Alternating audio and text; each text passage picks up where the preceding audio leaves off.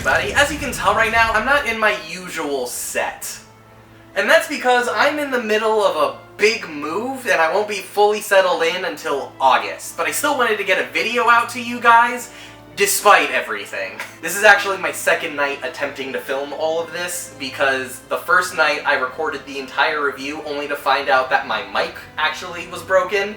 So it was just video with no audio, and so now I have to do this all over again. So I am just keeping this video as simple as possible, so that way I can still get it out to you guys, and I promise I'll give you a look at my new set when it's all settled in. But regardless of any of that, we're here to talk about Spider-Man Far From Home. But before I do that, I want to talk a little bit about Sony Pictures. Despite, or maybe because of them being one of the largest production companies in the world, Sony always makes baffling decisions for films doing whatever it is they think will sell. That is why we're getting a new Men in Black with the duo that made Thor Ragnarok special. That's why Jumanji became a video game rather than a board game.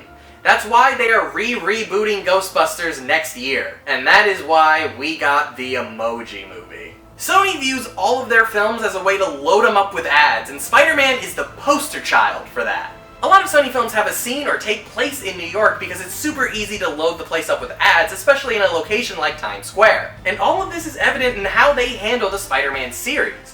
When Sony realized how profitable Spider-Man was in the early 2000s, they made him the poster child for all of Sony Pictures, and while you can see some corporate interference in big-budget Hollywood films, it really wasn't a problem with Spider-Man until The Amazing Spider-Man 2. It felt like a movie no one wanted to make, and with how lazy the story and writing were paired with the product placement there was, it really felt like Sony just saw Spider-Man as a cash cow to beat whenever they need more money, similar to something like the Smurfs. Sony got themselves so deep in a hole that they felt like the only way out of it was to let Marvel use Spider-Man in the MCU. And you know what? That's the best decision they've ever made with the character. The way Marvel has treated Spider-Man lately has been so much better than how Sony's been handling the franchise over the past decade. With the new deal, Marvel can control everything creatively about Spider-Man in the MCU, with Sony retaining the ability to release standalone Spider-Man films and having the final say about what goes into them, with or without Marvel's involvement. They're also in charge of marketing any standalone Spider-Man film, and they seriously had no idea how to do it after Infinity War. For some reason, Sony was insistent on releasing Far From Home the same summer as Endgame, leading to them releasing a trailer all the way back in January. To cover up the fact that the lead of their film was still dead, Marvel was careful to be ambiguous on when the movie actually took place. But of course, Amy Pascal just couldn't get the attention off of her and told everybody that it took place minutes after the end of Endgame because she's just praying that people will watch her movie. And despite everyone's best efforts to hide any form of spoilers from the MCU, the biggest one was already out of the bag. Listen, I know that everybody with half a brain knew that everybody snapped in the MCU would be coming back at the end of Endgame. But at like 12 years old, that's not something that you really know, and seeing Spider-Man die is probably one of the most traumatic things you would have ever seen. And that's something I love about Marvel, the magic that they want each film to have, and that is something Sony just does not give a shit about. I mean, what do you expect from the studio that thought Amazing Spider-Man 2 would make $1 billion? And now that I've set the stage, let's talk about Spider-Man Far From Home. And just warning you, full of spoilers, so if you don't want the movie ruined for you, don't watch the video. As you could tell from my Avengers Endgame review, I thought that releasing the next chapter in the MCU without letting the end of the series breathe a little bit was a bad idea. Endgame was this cinematic event. Everything in the last decade led to it. People watched it and rewatched it. It felt like an incredible ending to a show that's been on the air for so long. Every single film ends up being important in tying into the story, which is why every time you see an Easter egg from a past film, it increases your enjoyment of Endgame. The Infinity Saga is over. What Far From Home ends up being is the first film in the MCU that doesn't have to set up or tease some massive story down the line. And I think that's great! I love the idea of characters having their own stories without the need to connect to anything else happening. What Far From Home ends up feeling like is an epilogue to the events shown in Endgame rather than the start of a brand new saga in the universe. So it does allow Endgame to breathe a bit more than I originally thought, but I still feel like it came out too soon. The part I don't like about this film as a smaller part of a greater whole is the tonal shift that it took from the last film. Infinity War and Endgame were these depressing films for our characters, and the movies did a great job filling us with the same kind of dread that the cast was feeling. But Far From Home tries to be a romantic comedy wrapped up into a grand old superhero adventure. The tonal whiplash the films have is very drastic, especially the way that both are handled. While it's good for setting the tone of this movie, it does feel like it undercuts the significance of Endgame, especially right from the start. Far From Home starts with a nice evolution of the beginning of Spider-Man Homecoming with a bad high school obituary video for the Avengers that died in Infinity War and Endgame. It was just as bad as some PSAs I made in high school, so it definitely hit kinda close to home for me. It set the tone of the movie excellently, as well as informing the audience on how the general population has handled life after the events of Endgame. Seeing it from the perspective of children, rather than seeing a random news report, adds a sense of personality to a rather tired cliche. I was really excited about how the movie was going to deal with the ramifications of the events of the film, especially around the world. But after the first act of the movie, however, I feel like they just dropped that angle of the movie to focus on making just another Marvel movie. The film was fine, funny, and enjoyable, but it really doesn't do anything to stand out from the other 22 movies in this franchise. Similarly to when Ant-Man came out right after Age of Ultron, this film felt like it had no purpose because the overarching narrative was done. I feel like Ant-Man could get away with it because the events of that movie took place on a foreign continent, and through references and Easter eggs we could tell how the world was being affected by the events of Sokovia. But in Far From Home, everyone has already moved on.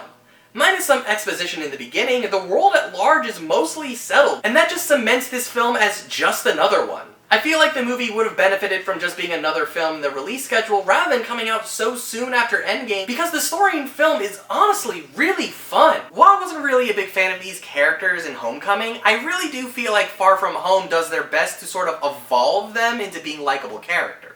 I did not care for Zendaya's character in Homecoming, but in Far From Home, she's much more relatable without drastically changing her character. Rather than a quirky hipster saying random lines at the end of scenes, her character is reframed as someone who says random things as a defense mechanism because of how shy and awkward she is. Flash gets a bit more development so he isn't just a high school bully cliche, but someone whose parents don't really pay attention to him and looks for attention any way that he can get it. The only character I think was changed for the worst was Ned. He was one of the best parts of the last film, adding a unique element to Spider-Man none of the other movies really had. But in this movie, his whole story just becomes a gigantic rom-com cliche. His character becomes insufferable as the high school guy who got his first girlfriend. What made him work so well was being this loser with Peter.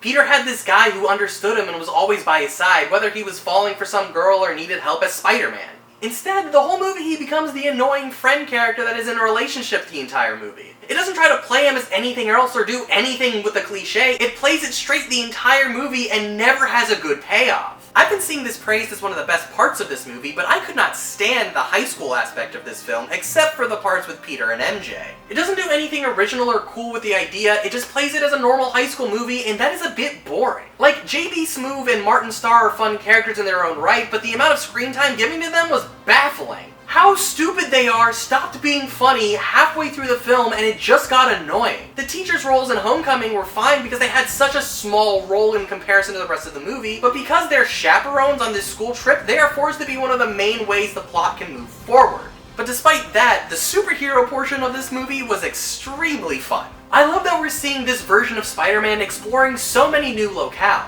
Everything in the Raimi trilogy and the Amazing Spider-Man films were done in New York City, so the fact that the MCU is keeping Spider-Man on the move through so many different locations is a fun way to make the film seem original. Tom Holland continues to excel as Spider-Man, and I personally feel that he's my favorite live-action portrayal. Both Tobey Maguire and Andrew Garfield really understood how to be Spider-Man, but I never believed them when they had to be high schoolers. Tom Holland, on the other hand, perfectly portrays if a geek in high school got superpowers. And unlike past incarnations, there isn't this drastic shift in character from when he's in the suit versus without it. The main thing I'm not a fan of with this iteration of Spider-Man is how they're just trying to make him the next Iron Man. I loved their relationship in these films, but I was hoping that the next step for Peter's character was to grow into his own hero rather than how the film literally holds him up as the solution to a world without Iron Man. Spider-Man is a fun character that can stand completely on his own. He doesn't need the legacy of Tony Stark to become great.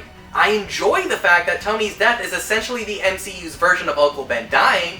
I just really hope the franchise doesn't try to make Tony the center of his character and let him grow and learn independently. Jake Gyllenhaal hands it up so much as Mysterio and instantly becomes one of the best parts of the entire film. His character is a breath of fresh air in the MCU, and how his powers are portrayed on screen is so unique and well done. Much like Vulture in Homecoming, his character is intrinsically tied to the events of the MCU. The way the events of the past films influence these characters' motivations and actions are done far better here than almost any other film done in the MCU. It makes these characters seem like they're living in this world because of how central the events of the films have affected these characters' lives, rather than coming off as forced like when Ant-Man infiltrated the Avengers compound. The way the filmmakers used Mysterio's drones to create such interesting and dynamic action scenes was so cool to watch. Whenever the film used the drones to become trippy, it was not only one of the highlights of the movie, but in the entirety of the MCU in recent memory. Most films and games do a trippy scene like that under the influence of drug or poison, but the fact that they're all holograms made the scene feel unpredictable. Unlike being poisoned or drugged, there was still a physical world that they had to adhere to, and there was a clear way for our character to get out of it. The film's special effects also look really good, but again,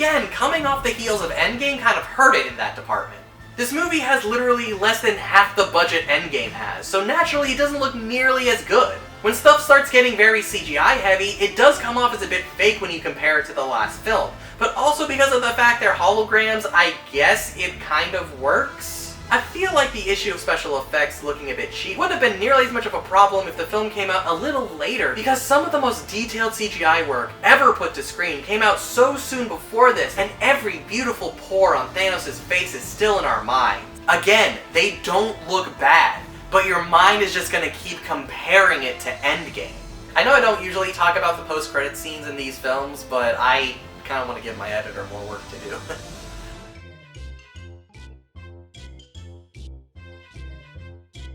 Love you, Jay. In the mid-credits stinger, the world finds out the identity of Spider-Man through J. Jonah Jameson and is blamed for the death of Mysterio, who is considered to be a hero to the rest of the world. Bringing back J.K. Simmons in the role of J. Jonah Jameson is one of the best decisions the MCU has ever made, hands down. It was incredible fan service for Spider-Man fans. I like how they're reframing Jameson as this Alex Jones Infowarsy kind of tabloid about Spider-Man, because I feel like that's a natural evolution of how to portray his character in the age of the internet. And it was something that the PS4 game did as well, and that was one of the highlights of its story. But that being said, I don't think it'll have nearly as much of an impact as everybody thinks it will. See, while this revelation is gigantic to how Spider-Man has been handled in the past, if you think about it, Spider-Man is the only character in the MCU that has any sort of secret identity. So what this scene essentially does is strip away the one thing that made Spider-Man unique as a hero in this series. I want to see where they take this story development in the future, but I don't think it will have nearly as big an impact as everyone is expecting it, because the point of Tony Stark saying, "I am Iron Man" in the first movie was to have a chance to remove the fat from the MCU of having characters trying to hide their secret identity from the public. It oddly made Spider-Man unique in the MCU because he was the only one trying to wrestle with that. But now that unique part of his character is lost and he's literally just like everybody else. The post-credits scene was also pretty good. I think the fact that Nick Fury and Maria Hill were actually Skrulls really helps remove any potential plot holes the film has regarding those characters. Because the entire movie, they feel like they are out of character. They seem a lot dumber than normal because these characters never really are meant to be in a film like this. The MCU has always been funny, but there are only a few instances the films try to be an outright comedy like this one. And these characters being the butt of jokes really does not work on how they've been portrayed.